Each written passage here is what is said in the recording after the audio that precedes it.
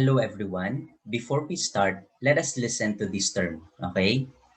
Ready na? PechaKucha or PechaKucha. Isa pa, no? Narinig nyo ba?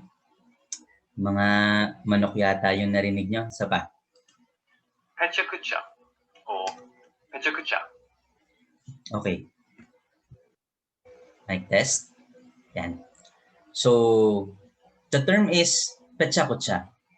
Okay? All the syllables have roughly equal length and the intonation is relatively flat. PechaKucha. Okay? So, ano nga ba itong PechaKucha na to?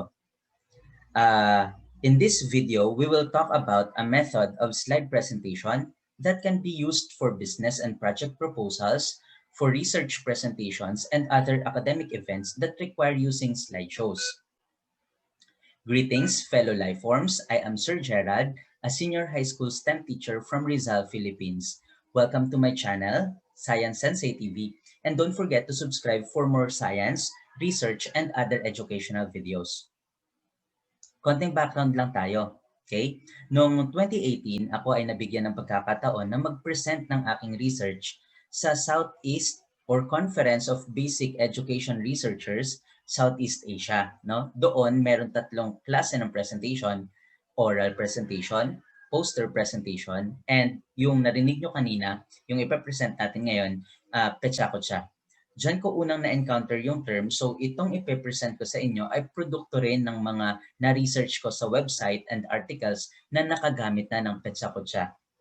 Okay? So come November 27, 2018, ako ay nakapag-present successfully and masasabi ko na although medyo mahirap yung presentation, but the experience is rewarding. Okay? So why introduce PechaKucha? It's an alternative way of slide presentation because it deviates from the normal method we are using and it's concise and sharp. So, reality check muna tayo, no? Sa isang TED Talk, na-erase itong joke na ito about slide presentations. Sabi doon, nothing is more boring than some joker in front reading his entire speech of his own bullet points. No? You've seen that presentation, right? And you've asked yourself the same things we all do. When is it going to end? Okay, so according to that talk, kapag gumagamit ng PowerPoint ang mga presenters, ang tendency ay maging sobrang haba ng presentation which may cause boredom sa audience. No? And minsan rin, paggamit ng conventional PPT, ang mga presenters have the tendency to copy the manuscript, for example, and paste it on to the slides. Kaya minsan nagkakaroon ng information overload. So, I present PechaKucha. It's a noun and a Japanese term for chit-chat or chatter. The first of its kind was held at Tokyo in February 2003. So, hindi na siya bago, no? Medyo matagal na siyang nakapagsimula. It was created for architects and creative people, no? Meron kasing popular belief na karamihan sa architect, engineer, and creative people are introverts, no? And they tend to perform better in workplaces with fewer external distractions. In relation to this, gumawa sila ng isang klase ng presentation na di ganun kahaba, pero siksik, liglig at umaapaw sa content. Okay? So up to date, PechaKucha Nights are now happening in over 1,000 cities around the world. So yung PechaKucha Nights is an avenue where individuals gather to share personal presentations about their work. So although hindi naman talaga establish yung fact na karamihan sa architects, sa engineer, sa creative people ay introverts, no? Pero itong PechaKucha na to ang nagbigay ng panibagong avenue sa kanila para mag-present ng kanilang mga business or kanilang mga work, no? So aside from that, itong PechaKucha na to ay pwedeng magamit sa mga academic events katulad nga ng research presentation. Okay? So strictly speaking, PechaKucha is a slide presentation format where you show 20 images each for 20 seconds. Well, pwede naman natin i-tweak ng konti, no? Instead of images, gawin nating slides kasi your slide may contain one or more image, right? So kung pwede ka magdagdag ng more than one picture sa slide, I believe mas mabibigyan ka ng room for creativity. But not to the point naman na overcrowded na yung slide mo, no? Nawawala na yung sense ng gusto mong iparating sa particular na slide na yan kapag sobrang rami or talagang bombarded na ng information yung slide na yon. So again, we could put more than one picture in a slide, and the entire presentation would last for approximately 400 seconds or 6 minutes and 40 seconds. That's 20 slides multiplied to 20 seconds each. Okay, so that's 400 seconds or 6 minutes and 40 seconds. Since the format is short and concise, we could therefore realize the value of brevity and simplicity here. And when your presentation is limited to 400 seconds or 20 seconds per slide, you will be pushed to the limits of your creativity. Gagawa ka kasi ng paraan how to reach your audience, no, per slide. So kailangan in 400 seconds makarating ka sa audience. I mean, ma-reach out mo sila, maihatid mo ng maayos yung iyong message. Okay? So the golden rules, 20 slides, 20 seconds, auto run. Okay? So less talk, show more ang style dito. So what I'm going to show you is the PechaKucha I've presented in 2019, where I won second place here in Rizal Province. No? So dito, ipapakita ko yung 20 slides na prepare ko, okay?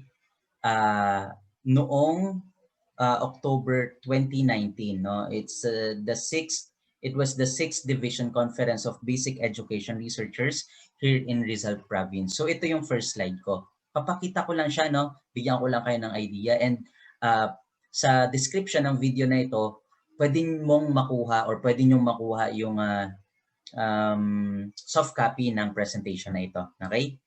That's the first slide. This is the second slide. Okay, the title page. 3, introduction. Another introduction.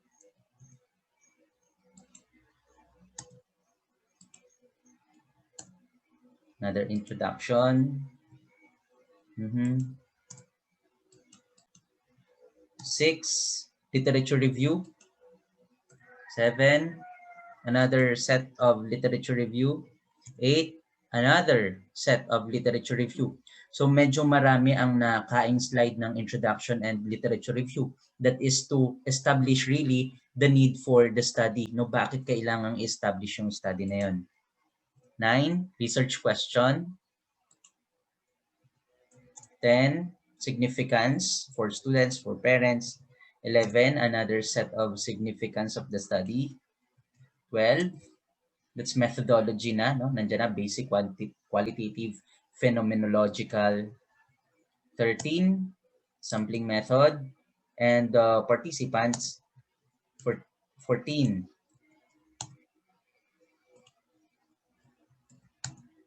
data collection. 15, data analysis. 16, discussion of results. I think hanggang 18 to. Ayan, hanggang 18 nga. So 19, recommendation and advocacy plan.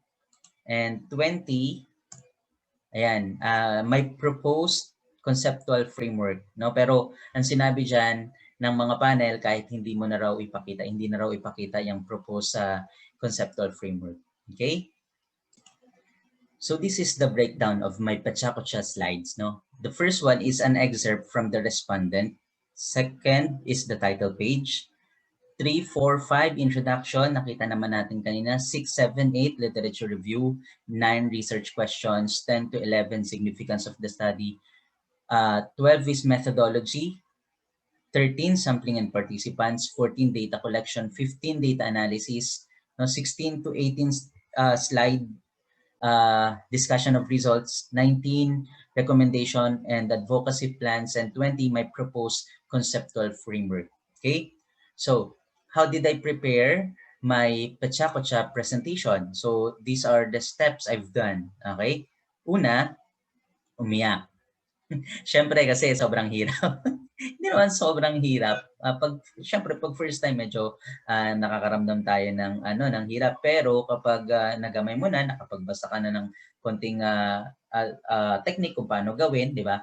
Plus itong video na 'to, siyempre sana medyo madali na ang i-experience sa paggawa ng PechaKucha. Okay? But really the first step is to make a storyboard of your presentation. So gawa ka ng ganyan. Draft lang muna. Mic test. Ayan, meron tayo. Ang daming kong mga static dyan sa gilid. Ang daming manok. Okay? So, gawa ka ng ganyan, no? 20 slides na ganyan, tapos isipin mo muna yung mga kailangan mong i-deliver per slide bago ka maghanap ng picture. So, ganun yung proseso, no? Isip ka muna ng konsepto per slide bago ka maghanap ng images kasi mas madali yung gawin. Kasi yung naghanap ka muna ng images saka ka naglagay ng konsepto, medyo baka may mga masayang dun sa mga hinanap mo. So para sure ka na sa mga ilalagay mong pictures, unahin mo muna yung konsepto. Okay? So, second, choose the appropriate images that you'll be using. No? Maging matalino tayo sa pagpili. Basic na dyan, syempre, dapat malinaw yung image resolution mismo. Okay? Third, create a 20-slide presentation in MS PowerPoint. So, ito yung pinakamadali na step sa lahat. Kapag natapos mo yan, yes, tapos ka na sa isang step, okay? And fourth one, insert images onto the slides. And please use minimal text. So this is the insert tab of your presentation or MS PowerPoint. Kapag na-insert mo na lahat ng images, i-double check mo, no? Baka maling image yung mailagay mo. For example, yung image na yun, dapat sa recommendation na, pero nailagay mo sa introduction, di ba? So parang tinapos mo na agad ang iyong presentation. So after na, may click mo yung insert na yan, ilagay mo na lahat ng iyong mga images sa 20 slides na yon. And then, go to Transitions tab. Saan yun? Yan. Then, sa advanced slide, you click yung after. Ito, yung after, yan may bilog. And set mo yung time for 20 seconds. Okay? Kapag na-set mo na yan, pwede ka na mag-rehearse, no? So, practice makes progress, no? Kaya hindi raw yung practice makes perfect kasi nobody's perfect.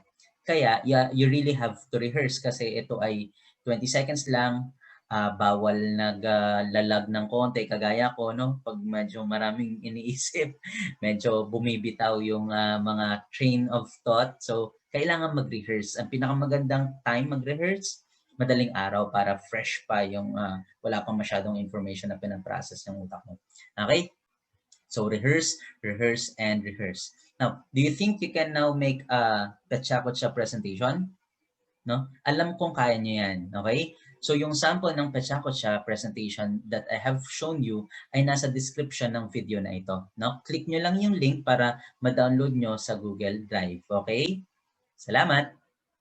Now, this is your friendly science sensei. For more science, research, teacher essentials, and other educational videos, please visit my channel, Science Sensei TV, and don't forget to subscribe.